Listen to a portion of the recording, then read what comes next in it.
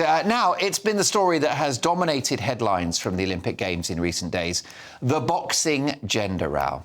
Algeria's Imane Khalif and Taiwan's Lin Yu-ting were both cleared to take part in the Paris Games, despite reportedly failing to pass a gender eligibility test at the World Championships last year. I suppose I'll read your bit then, Mark. Yeah, go for it. Khalif's bout against opponent Angela Carini of Italy was called off after just 46 seconds, so gone in under a minute, with Carini saying that she ended the fight because she was scared for her life. Shocking. Truly chilling stuff. In a new development, a United Nations advisor on violence against women and girls has said that Olympic chiefs should reintroduce sex testing for female athletes.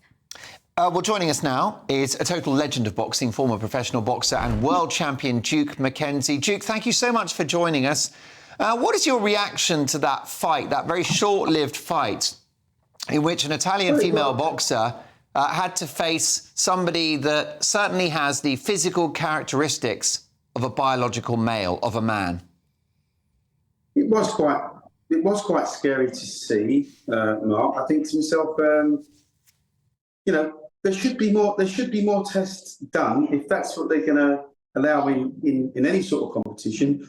The IBA, that both boxers, I believe, were disqualified from their tournament a while back.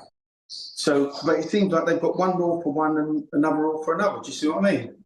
So, I mean, surely maybe they should do like an ultrasound test of some description to detect exactly what these two people are from a physical perspective.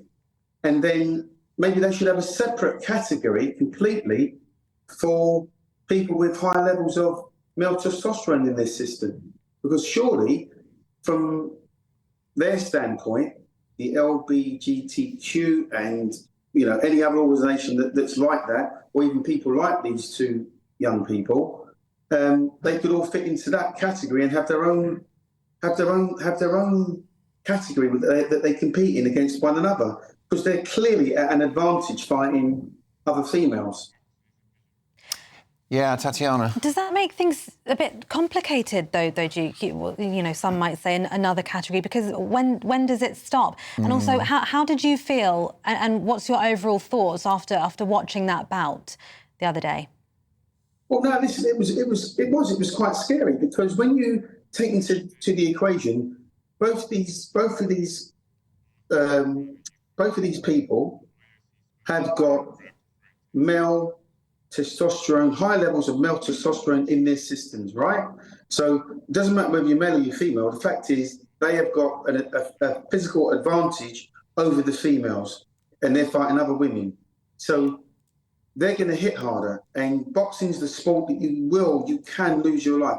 I know 3 boxers on a personal level that have suffered horrific accidents in the boxing ring. Michael Watson being one of them, Paul Ingle being another one, and a very good friend of mine, Spencer Oliver, equally have all had life-threatening accidents in the ring. You don't play boxing, it's not a game. You know, I mean, if my wife kisses me in the morning, every morning as she does, says goodbye, darling, and goes out the door, and when I come back, she kisses me again. I quite like that. Mrs. McKenzie's a really nice person. Her name's Leslie, by the way. And, let's flip the script.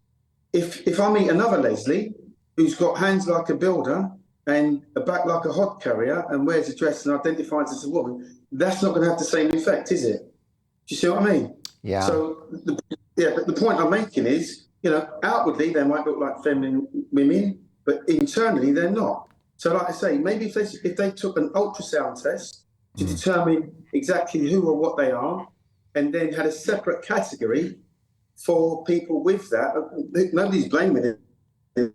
Indeed, that is how they were born. Indeed. But you have to question whether that's the truth or not. And it doesn't appear to me like there's been enough tests done to determine exactly who or what they are. Well, indeed. I mean, there's a great debate, and it's quite complex as to what this person's gender is because of their genetic makeup. It could be that they've got a very unusual makeup. Right. But what we know for sure, Duke, is that this is not a biological woman. So not only is it unsafe for the female opponent to fight someone that presents as a biological male, you know that as well as I do, that is dangerous. But also, I Duke... can't hear you. Oh, you can't hear... OK. Listen, I'll tell you what we're going to do, Duke. While we fix that, a little bit of an issue with the line, let's hear from a spokesperson from the IOC. Testosterone is not a perfect test. Many women can have testosterone which is in what would be called male levels, and still be women and still compete as women. So this panacea, this idea that suddenly you do one test for testosterone and that sorts everything out, not the case, I'm afraid. OK, well, listen, let's get the thoughts of our panel before we go back to Duke. We're just having a little bit of a look there at the technology side of it. Esther, there's an issue here, not just of safety, but of fairness. Absolutely. Now, I thought that boxer was born a woman and has always been a woman and wasn't born a man. So, I mean, as you said, it's kind of an unusual biological makeup. It's not somebody's fault if they are unusually strong and have levels of testosterone, unless maybe was the testosterone fake testosterone? Well, that's not the case with this individual. So this individual has failed 2 gender tests. They may have female on their sort of birth certificate. Yeah.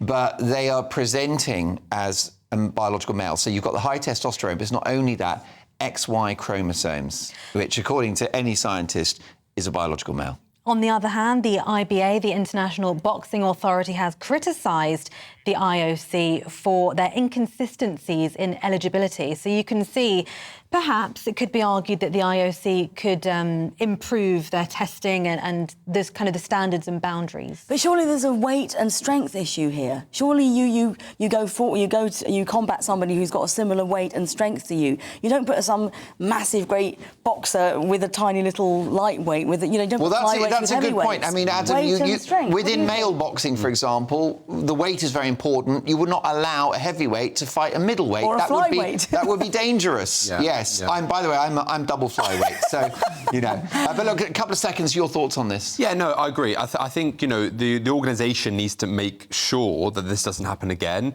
I think the criticism is, though, everyone talks about having another category, like maybe a trans or some kind of middle category. Okay. But the problem with that is there's not enough athletes to be put into that category. It wouldn't be a competitive sport.